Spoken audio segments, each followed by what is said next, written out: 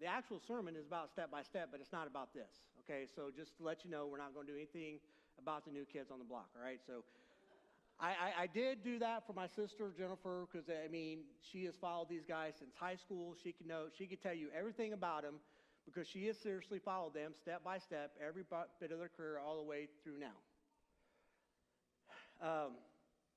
I, on the other hand, could not. But the thing is about following people, and the thing that I look at is when I was in law enforcement, we tried to find things, tried to figure out how things happen, and we had to go through things step by step.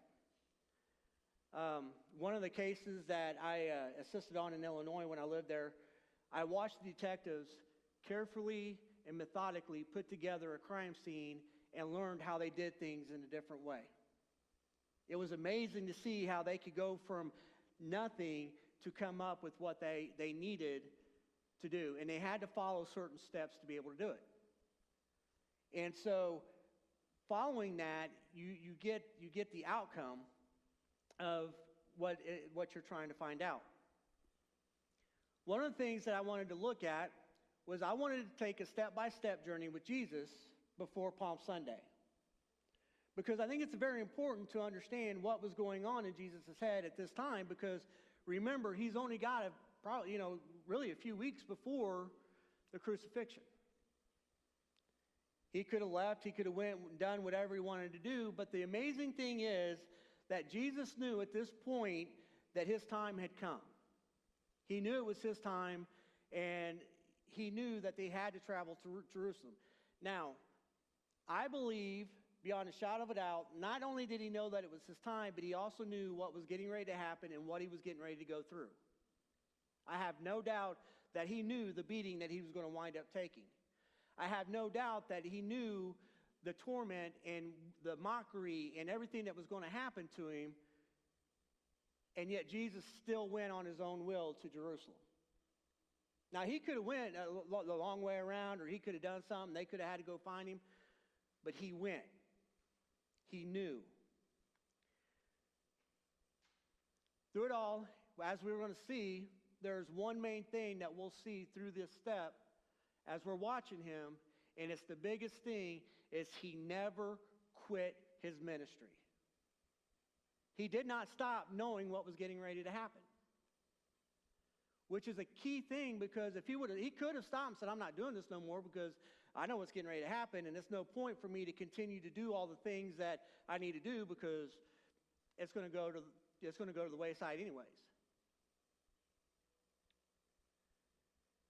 Jesus continued to heal people. Jesus continued to teach the crowds. The work of Jesus never swayed. He continued even after he was severely tortured, beaten, and hung. Now, on this journey, I found out that I was reading that more than likely the Sabbath was on a Saturday, and so Jesus and his disciples would travel on Thursday and Friday because of that Sabbath. So they traveled during those times. Here, Jesus again, we know last time I talked that Jesus told his disciples what were going to happen, but Jesus reiterates what's getting ready to happen to him again. Jesus knows, and Jesus tells his disciples in Mark 10, 32 through 34, he tells them this again. They were on their way up to Jerusalem with Jesus leading the way, and the disciples were astonished. While those who followed were afraid, again, he took the 12 aside and told them what was going to happen to him. We are going up to Jerusalem, he said, and the Son of Man will be delivered over to the chief priests and the teachers of the law. They will condemn him to death and will hand him over to the Gentiles, who will mock him and spit on him, flog him, and kill him. 3 days later, he will rise.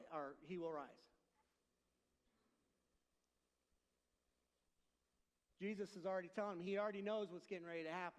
We know this.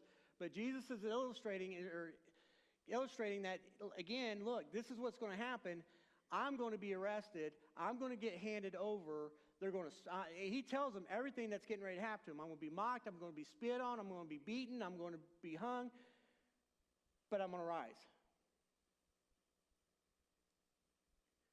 So they're continuing to go, and Jesus and his disciples are continuing this journey. And they come to Jericho, which is about 12 to 15 miles from Jerusalem. Now, while they're there, it's kind of ironic. Again, we say that Jesus could have done whatever he wanted to do. He could have quit his ministry. He could have just went in and just did nothing. But again, Jesus goes through and he continues to do his work.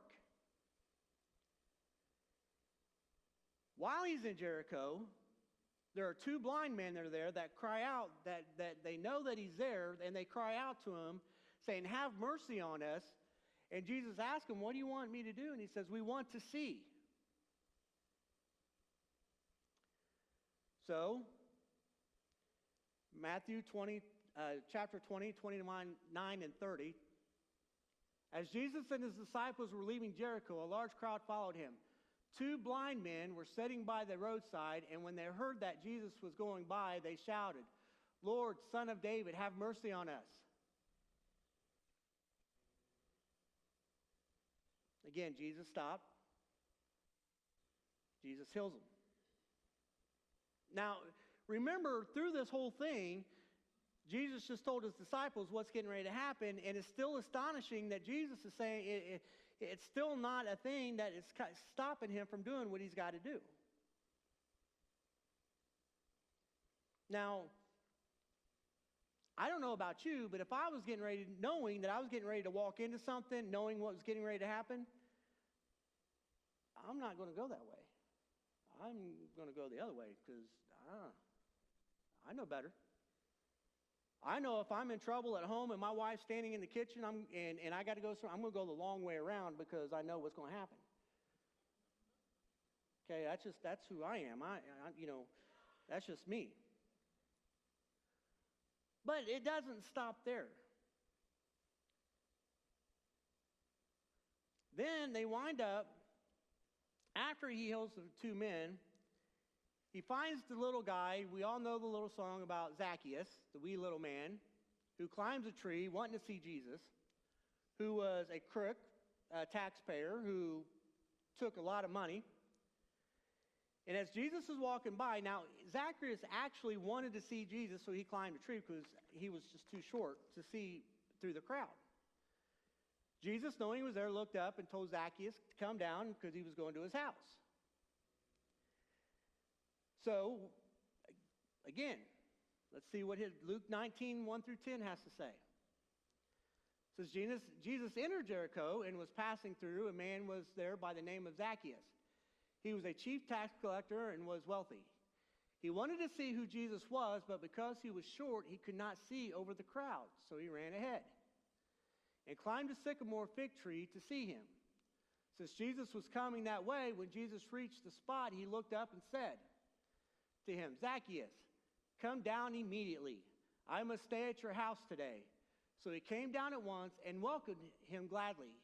All the people saw this and began to mutter, "He has gone to be the guest of a sinner."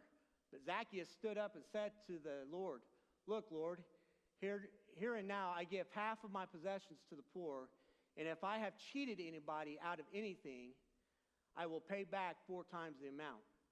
And Jesus said to him, "Today salvation has come to this house, because this man too is a son of Abraham. For the Son of Man came to seek and to save the lost."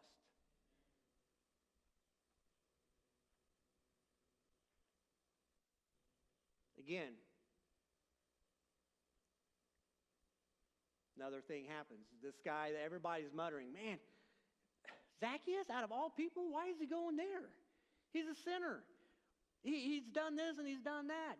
And what the Lord tells him, he goes to his house and he tells God, and he does. He pays everybody back, and even those that he stole from, he gave them 4 times back what he owed.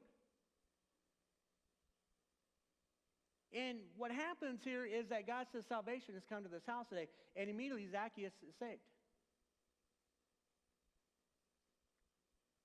Everything that Jesus is getting ready to have on his plate, he's not complaining at all.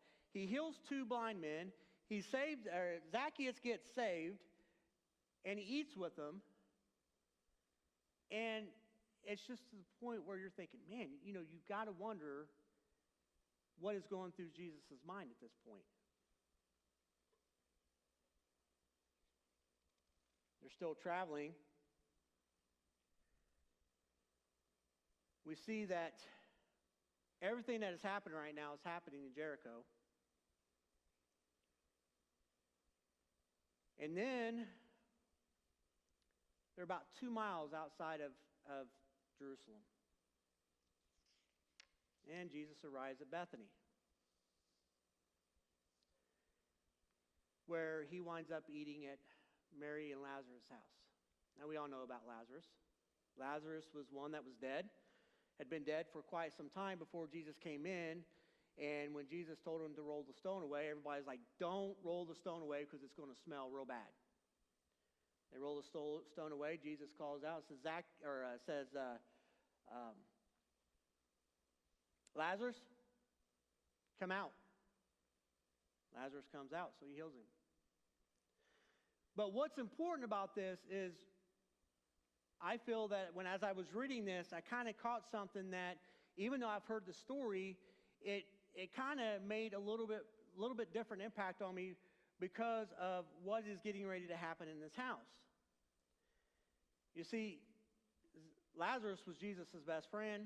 They go in and they sit there. And in John 12, 1 through 10, 6 days before the Passover, Jesus came to Bethany, where Lazarus lived, for whom Jesus had raised from the dead. Here a dinner was given in Jesus' honor. Martha served, while Lazarus was among those reclining at the table with him.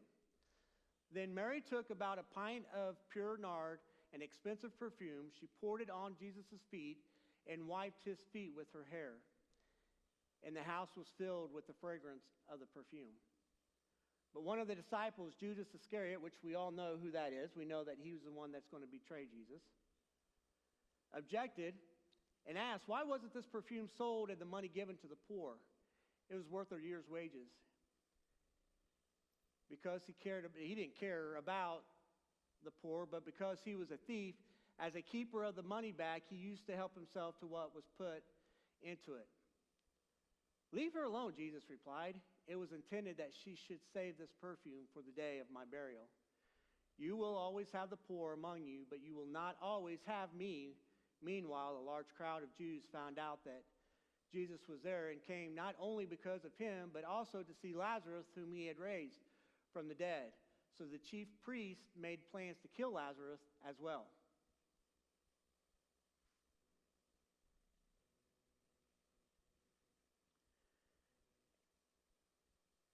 One of the questions that I've heard was about Judas.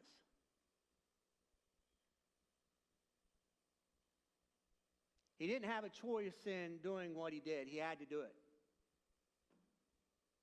I don't believe that. I think we all have choices. He just, as you can see, he was very hungry for money. He was a thief. He stole from people. And at this point, Jesus already knew what was in his heart. Jesus knew that it wasn't about the perfume. It wasn't about feeding the poor. Jesus knew that it was about selfishness. But Jesus could have said something, but never did.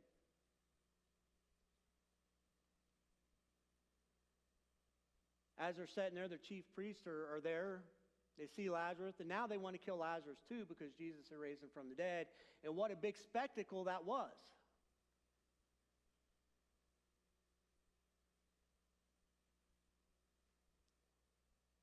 But the whole thing kind of caught me because of the fact that I had to sit back and I had to examine, who was I more like at this time? Was I being more like Lazarus or Judas, or was I being more like Mary? See, Mary's heart was true. She loved Jesus very much. And I believe there's one verse that talks about as she's wiping his feet, she has tears. You see, we know the story. We've heard the story 100 times. But sometimes you have to sit back and you have to examine yourself and say, am I being more like Mary? Am I at the feet of Jesus? Do my tears wash his feet? Am I drying my tears with my hair? You see, we get so busy with the hustle and bustle, with everything that's going on, that we know about the Sabbath. We know about all the stuff we're supposed to do. We know about Palm Sunday. We know about the crucifixion. I heard the story 100 times, and the thing is I never really got it.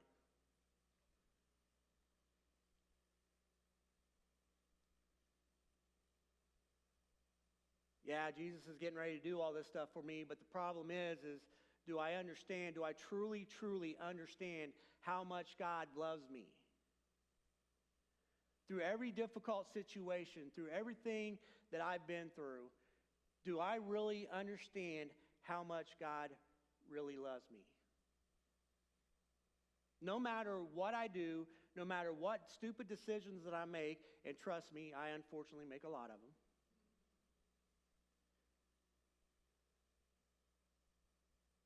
But God still loves me. How much do I love him? And that's the question I've been asking myself this entire week. How much do I love Jesus? Do I love him enough that I would actually lay my life down for him to do what I'm called to do? Do I love him enough that I'm not going to care what people say about me, because I'm going to worship him through everything that I go through? You see, I have to take an examination of my heart to make sure that I'm exactly where I need to be. You see,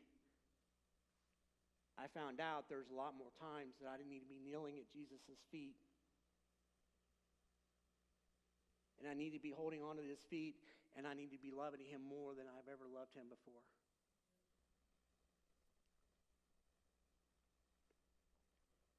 It's easy to stand upright and look at somebody and say, I love you.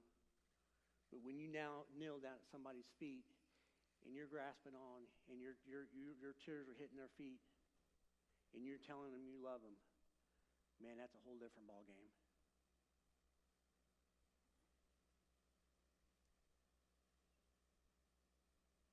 See, Mary didn't care. To her, it wasn't about money. It was about honoring him.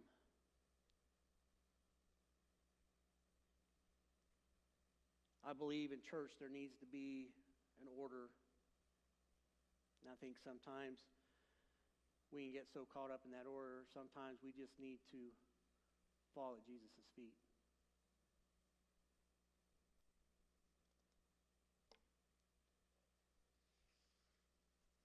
You see, Jesus made this journey knowing what was getting ready to happen. Never once during the whole time that he was going through Jericho, never once when all this was going on, never once did you hear him say anything other than what he told the disciples, what's getting ready to happen to him. He never once wavered from anything that he knew he needed to still do.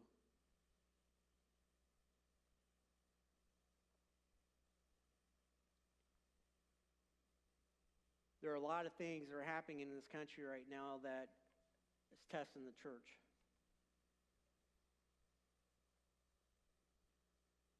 A lot of new things coming out. We know about the whole gender thing and how that all is coming about and everything that's happening and unfortunately, I hate to say this about how offended people are getting about even little minute things.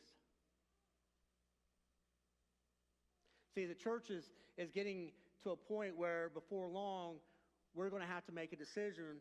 Are we going to still continue to do what Jesus has called us to do, even knowing that we're going to go through the fire more than we've ever gone through it before, or are we going to go a different way around?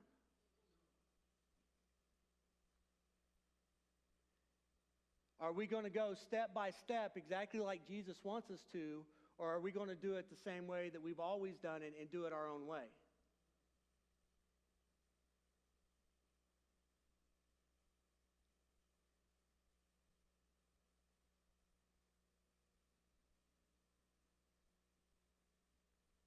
You know, maybe for me, I look at this in a different way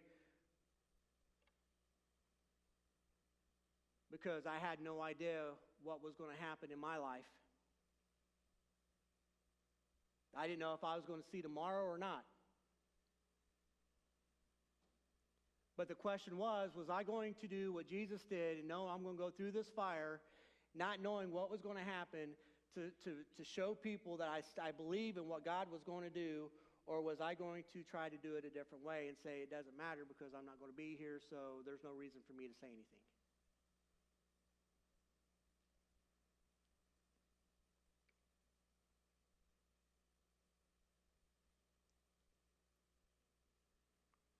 Easter and Palm Sunday should take on a new meaning every year.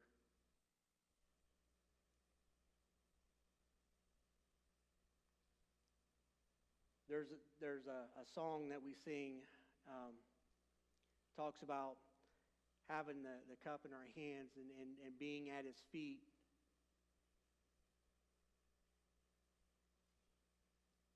There's times that we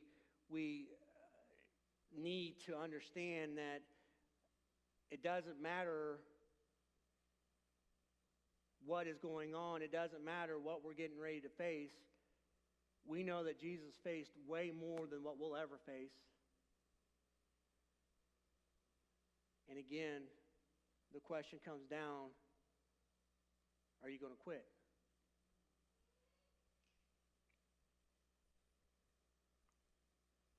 It's easy to quit. It's easy to give up and say, I don't want to do this no more. It's easy to say, God, you weren't there when I needed you. God, this happened and you didn't help stop it. God, where were you when all this was going on? I can't understand it, so I'm just going to quit.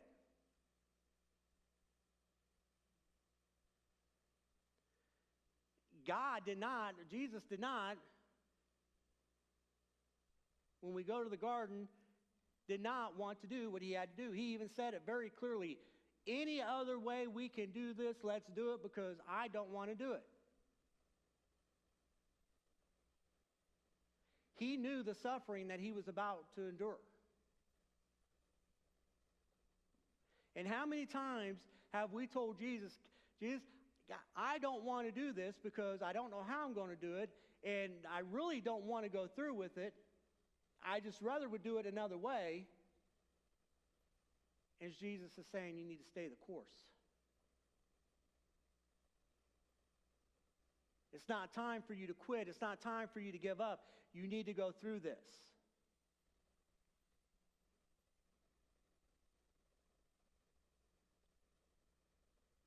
Jesus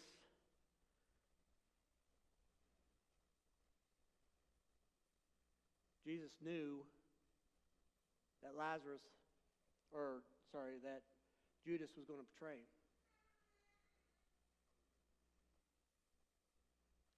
But I want to take one more step further because I know this happens later.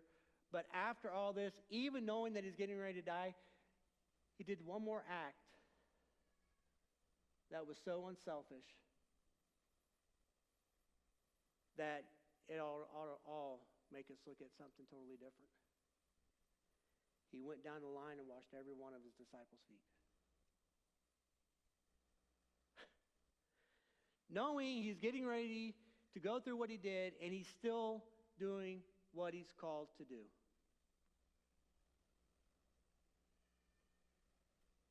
God, my marriage is tough. I don't want to do this no more.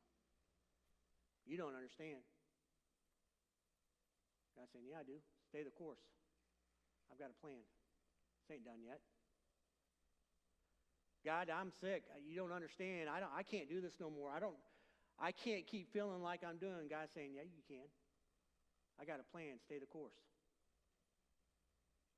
God, you don't understand the problems that are in my family and things that have happened in my family.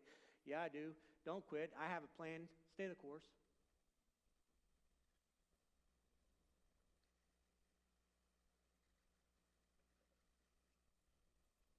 What would have happened if Jesus quit?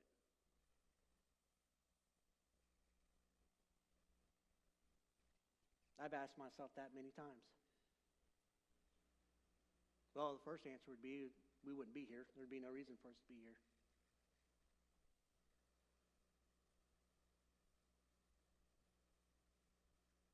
There were many times that I'm sure that Jesus wanted to give up and quit on his disciples because they never got it.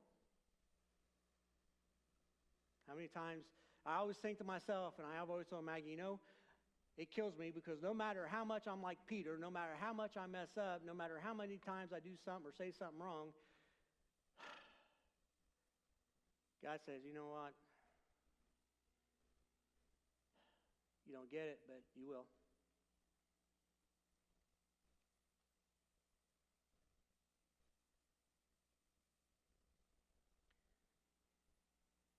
Jesus' work, the work of Jesus, never swayed. He continued even